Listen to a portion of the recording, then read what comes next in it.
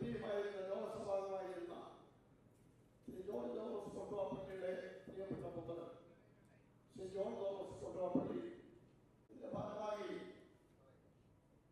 ജെ.ഡി. Luis,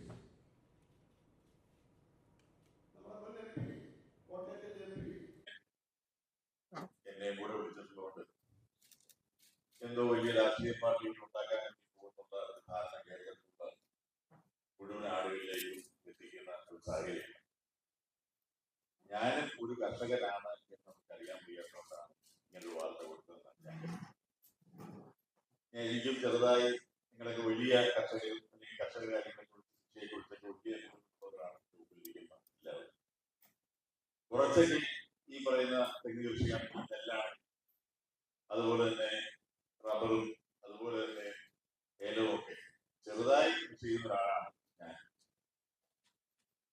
കേരളത്തെ സംബന്ധിച്ചോളം ഈ പറയുന്ന ഏലമാണെങ്കിലും തെങ്ങാണെങ്കിലും നെല്ലാണെങ്കിലും റബ്ബറാണെങ്കിലും യഥാർത്ഥത്തിൽ സൗത്ത് ഇന്ത്യയിൽ മാത്രം, അല്ലെങ്കിൽ പ്രത്യേകിച്ച് കേരളമാണ് തേങ്ങ എന്ന് പറഞ്ഞാൽ കേരളം, റബ്ബർ എന്ന് പറഞ്ഞാൽ കേരളം. ഇതൊക്കെ മിക്കവാറും ഈ കൃഷികളെല്ലാം കേരളവുമായി അല്ലെങ്കിൽ സൗത്ത് ഇന്ത്യയുമായി ബന്ധപ്പെട്ടിരിക്കുന്ന കൃഷികളാണ്. ഇത് ഇന്ത്യയിൽ നടക്കുന്ന മറ്റ് കർഷക സമരങ്ങളും മറ്റു വലിയ പ്രക്ഷോഭങ്ങളുമെല്ലാം ഈ പറയുന്ന ഉൽപ്പന്നങ്ങൾക്ക് വേണ്ടിയുള്ള സമരങ്ങളോ അല്ലെങ്കിൽ ഇത് ശ്രദ്ധയിൽ കേന്ദ്ര ഗവൺമെന്റിന്റെ ഒക്കെ ശ്രദ്ധയിൽ കൊണ്ടുവരാതെ ഇതിലൊരിക്കലും ഒരു പരിഹാരം നമുക്ക് കാണുവാൻ കഴിയില്ല.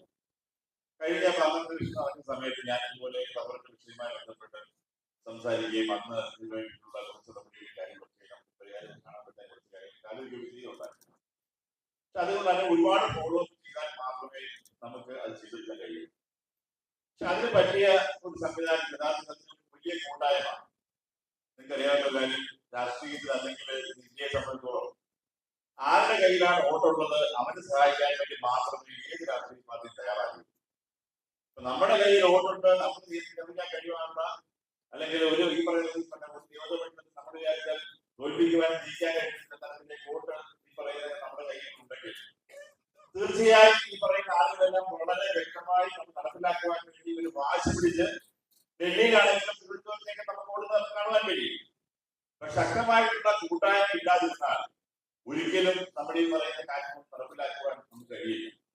എനിക്ക് തോന്നുന്ന കാര്യം നിമിത്തമായ കാര്യം, മാധ്യമങ്ങൾ ഇപ്പൊ വളരെ രാഷ്ട്രീയ പാർട്ടി ഉണ്ടാക്കാൻ വേണ്ടി പോകുന്നു എന്ന് പറഞ്ഞുകൊണ്ട് ഒരുപാട് പ്രസ്ഥാനങ്ങളുമായി വരികയുണ്ടായി.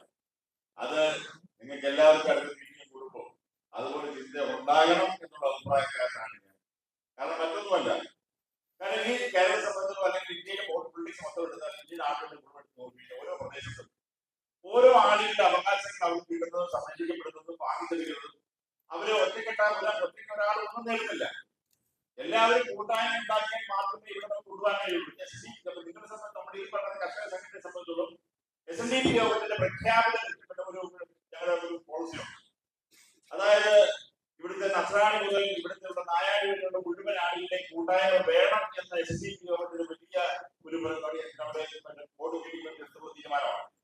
ഞങ്ങൾ എല്ലാവരും 100% നിങ്ങളോടൊപ്പം ഉണ്ടാകുമെന്ന ഈ അവസരത്തിൽ ഞാൻ ഉറക്കെ പറയുവാൻ ആഗ്രഹിക്കണം. ആദ്യമായി ഞങ്ങളെ സംബന്ധിച്ചോളം ഇന്ന് നമുക്ക് എല്ലാം ഒരുമിച്ചാൽ ഈ രാജ്യത്ത് ഒരുപാട് കാര്യങ്ങൾ ചെയ്യുവാൻ വേണ്ടി നമ്മുടെ സംരക്ഷണം ഉൾപ്പെടെയുള്ള പല കാര്യങ്ങൾ നമുക്കറിയാം. ഇന്ന് ജാതിയുടെയും മതത്തിന്റെയും പേരിൽ ഒരുപാട് പ്രശ്നങ്ങൾ ഉണ്ടായിക്കൊണ്ടിരിക്കുന്ന ഒരു പ്രദേശമാണ് ഇന്ത്യയിലുള്ള പ്രത്യേകിച്ച് കേരളത്തിൽ.